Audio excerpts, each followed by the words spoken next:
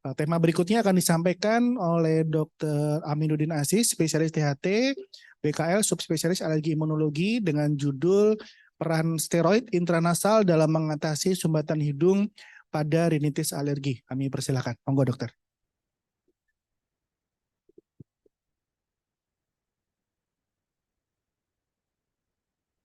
Ya, kami sampaikan kembali, beliau adalah staf pengajar di Unhas dengan kurikulum VT yang sangat excellent. Mungkin kami akan mempersingkat waktu sedikit untuk slide berikutnya, langsung ke materi, karena kita sudah sedikit di belakang jadwal.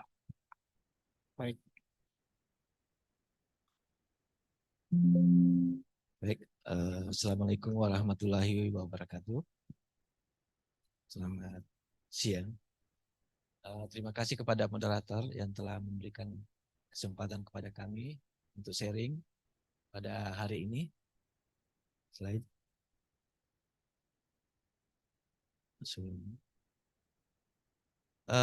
Judul yang kami akan bawakan pada hari ini adalah peran steroid intranasal dalam mengatasi sumbatan hidung pada rinitis alergi.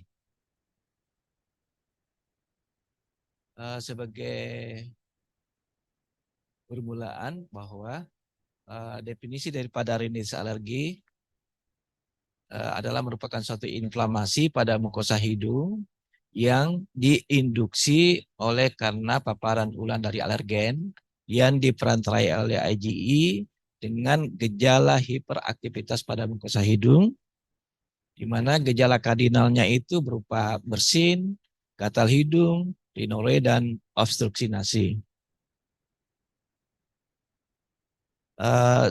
Kita juga sudah ketahui bersama bahwa rinitis alergi adalah merupakan problem kesehatan global.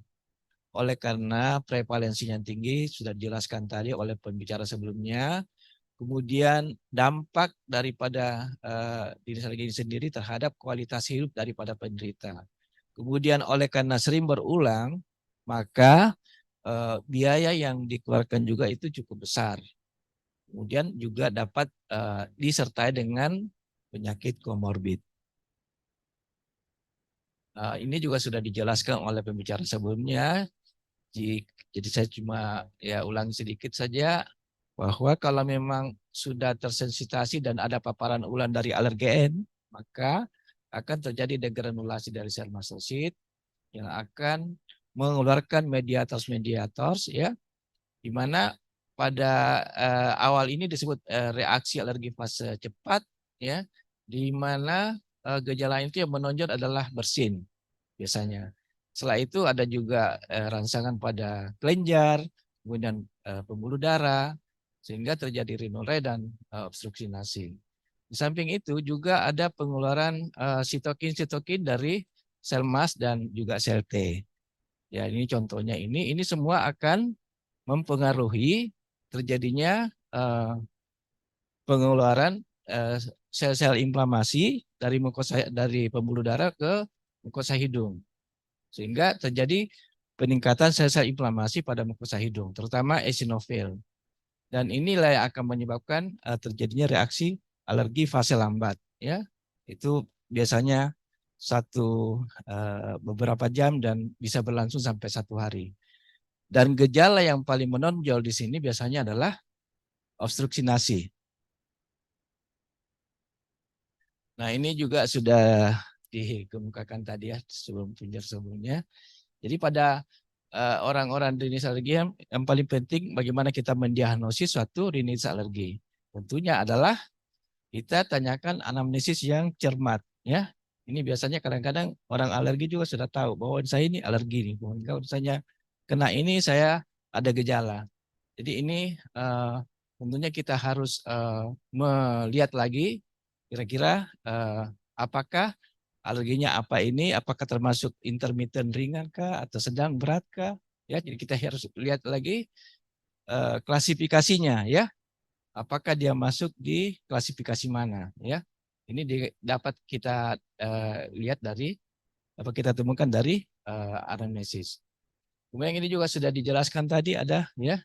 Ini yang gambar-gambarnya ini ya, ada sering anak-anak itu mengedutkan mata ya, itu biasanya karena gatal.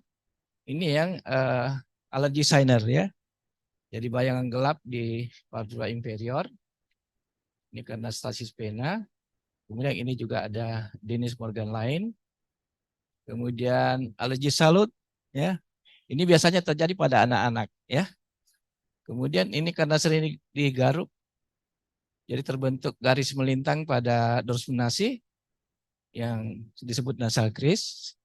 Nah, ini karena bernapas melalui mulut, maka bisa terjadi seperti fasis adenoid ya. Kita sebut fasis adenoid karena ini biasanya pada anak-anak. Nah, pada pemeriksaan fisik itu kita bisa lihat mukosa yang pucat atau ada sekret yang seros atau mukus.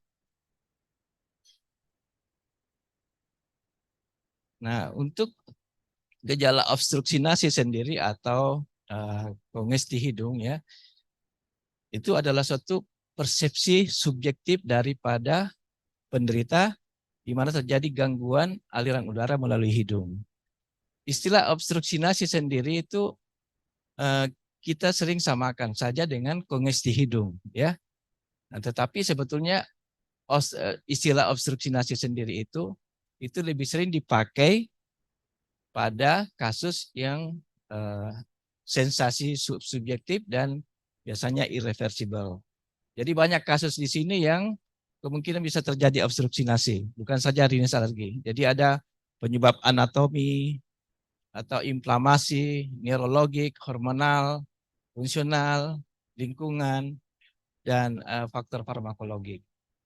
Nah, untuk rinitis alergi sendiri, keluhan obstruksi nasi itu kurang lebih 80%. Jadi ada obstruksi nasi. Dan 50-70% itu merupakan sebagai keluhan utama. Nah, obstruksi nasi sendiri itu akan menyebabkan gangguan kualitas hidup ya. Di mana juga bisa mempredisposisi atau memicu penyakit pada saluran napas bagian bawah, misalnya asma.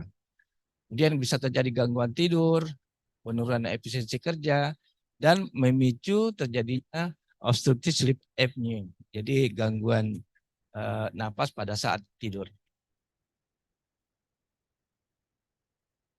Nah, ini kita lihat di sini ternyata bahwa yang paling sering dikeluhkan oleh penderita jenis alergi itu adalah kongesti hidung. Ini baik pada orang dewasa maupun pada anak-anak itu ternyata keluhan obstruksi nasi adalah merupakan keluhan utama. Slide. Nah, untuk kongesti hidung sendiri sudah jelaskan tadi mengenai patomekanismenya. Ternyata memang obstruksi nasi pada rinus alergi itu disebabkan oleh karena adanya inflamasi pada mukosa hidung. Jadi mukosa sinonasal, di mana akan terjadi fase dilatasi, kemudian edema mukosa, hipersekresi dari kelenjar, sehingga aliran udara itu akan menurun. Nah, ini hubungannya dengan obstructive sleep apnea ya. Jadi gangguan pada saat tidur, ternyata pada orang dengan rinitis alergi ya, itu kan dia ada kongesti hidung. Jadi resistensi daripada hidung itu akan meningkat sehingga pasiennya bernapas lewat mulut. Nanti akan berpengaruh terhadap daerah faring ya, yang sebagai titik sentral dari adanya gangguan mendengkur tadi ya. Jadi diameter faring itu akan menurun ya. Di samping itu, rinitis alergi juga itu mengeluarkan sitokin mediator terutama histamin, ya, leukotrien, interleukin ya, dengan interleukin 4 itu juga akan menyebabkan gangguan tidur ya, sehingga akan menambah memicu terjadinya obstructive sleep apnea. Dan obstructive sleep apnea sendiri juga mengeluarkan sitokin yang akan berperan nanti, yang akan berpromosi kepada peningkatan daripada eh, fenotip T helper 2 yang juga akan meningkatkan apalagi gejala daripada rinitis alergi. Nah, tujuan untuk penata laksanaan rinitis alergi sendiri sudah dengar tadi ya dari pembicara sebelumnya. Jadi kita tentunya hanya mengontrol gejala saja. Bagaimana dia supaya bisa terkontrol ya. Kemudian mengurangi rekurensi, kemudian mencegah komplikasi dan memperbaiki kualitas hidup dan juga mencegah gangguan pertumbuhan dan perkembangan. Ini terutama pada anak-anak ya. Jadi anak-anak itu kadang-kadang kita agak susah kita berikan obat atau apa, mungkin saja ada gangguan pertumbuhan ya. Jadi kita lebih harus lebih terfokus kepada gangguan pertumbuhan dan perkembangannya sendiri. Ini sudah dijelaskan juga tadi Dr. Nina mengenai guideline daripada RWH. Jadi kita masih pakai sekarang ya tahun 2008 dan dengan sedikit modifikasi ya. Jadi ada yang terkontrol dengan tidak terkontrol melalui visual analog scale. Nah, ini farmakoterapi untuk kengesti hidung itu ada tujuannya sebetulnya adalah untuk menghilangkan atau mengurangi gejala. Jadi ada terapi opsionalnya. Jadi yang pertama itu hindari alergen. Ini juga sudah dijelaskan tadi, irigasi hidung dengan garam fisiologis, antihistamin, ya sudah dijelaskan oleh Dr. Dwi, baik itu oral dan intranasal. Nah, ini kortikosteroid, ya. Kemudian anti-leukotrien, dokongestan, imunoterapi spesifik alergen, dan mengontrol komorbid atau mungkin kalau ada komplikasi, misalnya ada hipertrofi konka, maka bisa dilakukan reduksi konka atau misalnya kalau misalnya ada komplikasi sinusitis mungkin dilakukan operasi.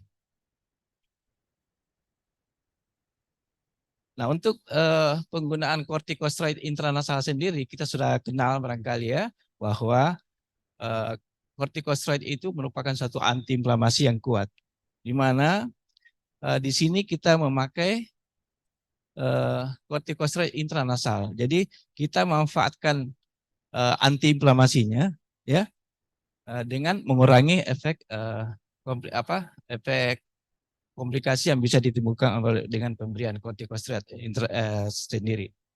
Jadi dia mempunyai efek antiinflamasi kuat dengan afinitas yang tinggi pada target organ. Kemudian cepat dideaktivasi sebelum mencapai sirkulasi sistemik. Dan konsentrasi tinggi pada target organ dengan efek samping yang minimal. Jadi kita sudah kenal juga contoh-contohnya di sini. Ada beclomethasone, budesonide, flunisolid, triamcinolone, asetat, gluticosone furoat, mometasone furoat. Nah, yang kita kenal selama ini di rumah sakit itu yang masuk di formularium itu yang ini gluticosone furoat dan barangkali juga ini yang kalau mometasone furoat barangkali belum ya. Misalnya ya. Ini efek sampingnya rasa kering jadi biasanya tidak terlalu dirasakan atau sangat minimal, ada rasa kering, bisa terjadi epistaksi tapi efek epistaksi ini lebih banyak oleh karena cara penggunaan yang kurang tepat. Juga ini perforasi stepping ini sangat jarang. Gangguan HP aksis juga ini pernah dilaporkan pada pemberian dexamethasone. Kemudian gangguan pertumbuhan anak pada beclomethasone. Nah, ini cara kerja di para kortikosteroid sendiri, di mana sebagai antiinflamasi yang kuat, jadi akan menurunkan sel-sel inflamasi, termasuk produk yang diproduksi sel-sel tersebut, misalnya limfosit, ya, makrofag, eosinofil, sel mas, ya, dan juga dapat langsung ke pembuluh darah, ya. Jadi dapat menurunkan permeabilitas pembuluh darah dan juga kepada otot polos, ya, dapat terjadi peningkatan adenoreseptor. Nah, ini efek daripada kortikosteroid intranasal sendiri.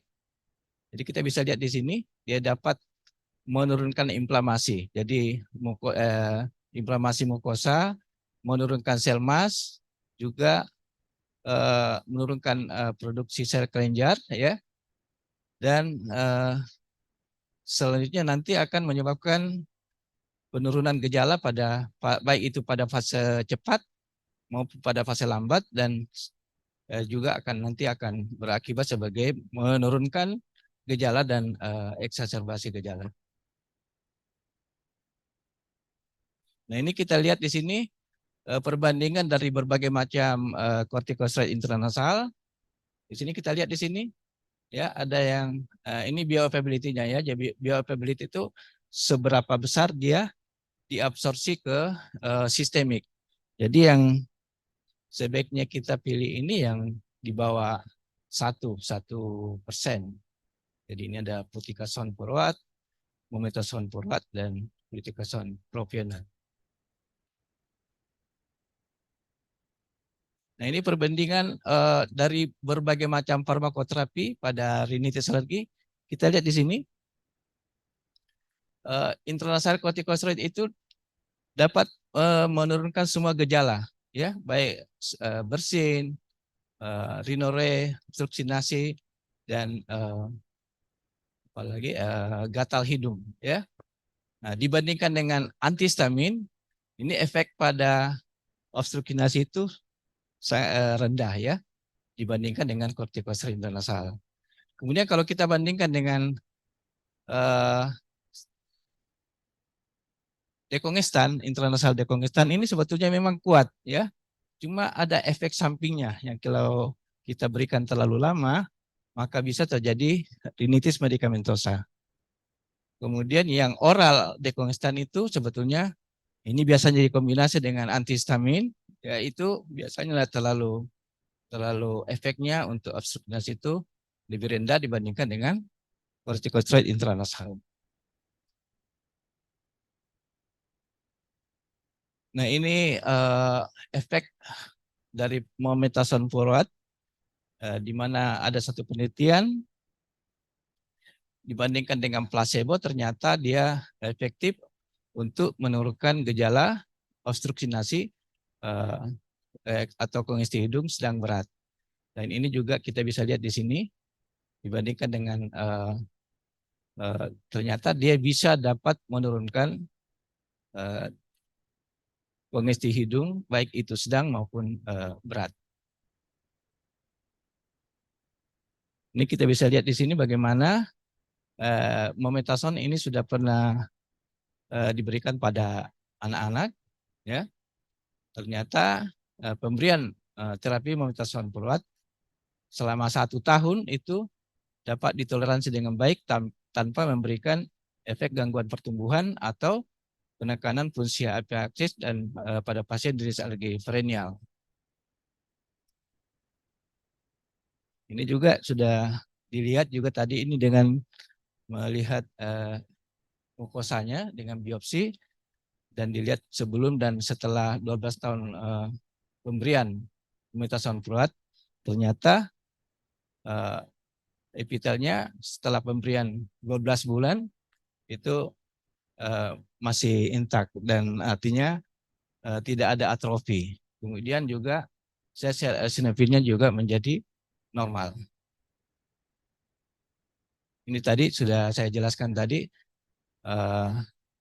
bioavailability daripada berbagai macam kortikosteroid intranasal. Yang ini yang rendah ini ada fluticasone furoat dan mometasone furoat. Nah, ini bagaimana kita melihat respon daripada pengobatan kita. Sebetulnya kita bisa gambarkan seperti ini dengan visual analog scale, ya. Seperti tadi Dr. Nina sudah jelaskan, ini bisa dilakukan khusus untuk obstruksi nasinya sendiri atau bisa bersamaan dengan gejala lain, ya. Ini ada ringan, sedang, berat. Kemudian sebagai kesimpulan pada presentasi kami, maka keluhan obstruksi nasi itu merupakan gejala hidung yang paling sering, merupakan keluhan utama yang berkunjung ke pelayanan kesehatan. Kemudian penyebabnya bervariasi, tapi dengan anamnesis yang cermat dan dari riwayat penyakit dan pemeriksaan klinik merupakan dasar untuk menentukan penyebab dan diagnosis. Pada RA ada 80% dengan keluhan obstruksi nasi dan 50-70% sebagai keluhan utama. Kemudian keluhan obstruksi nasi dapat mengganggu kualitas hidup, utamanya kualitas tidur. Dan kortikosteroid intranasal merupakan terapi utama pada pasien RA sedang, berat, atau persisten, terutama yang disertai gejala obstruksi nasi yang menonjol dan secara reguler direkomendasikan. Terima kasih. Semoga bermanfaat presentasi kami. Assalamualaikum warahmatullahi wabarakatuh. Waalaikumsalam warahmatullahi wabarakatuh. Terima kasih atas paparannya, dokter. Memang kita pasti sudah sering menggunakan antihistamin, tapi terapi pada rinitis alergi tidak boleh melupakan bahwa ini penyakit inflamasi, maka kita berikan antiinflamasi khususnya intranasal steroid. Tadi udah di-highlight fungsi-fungsinya. Dan yang ketiga ini adalah paparan yang berikutnya yang sangat menarik. Ada satu lagi golongan obat anti leukotrien. Nah,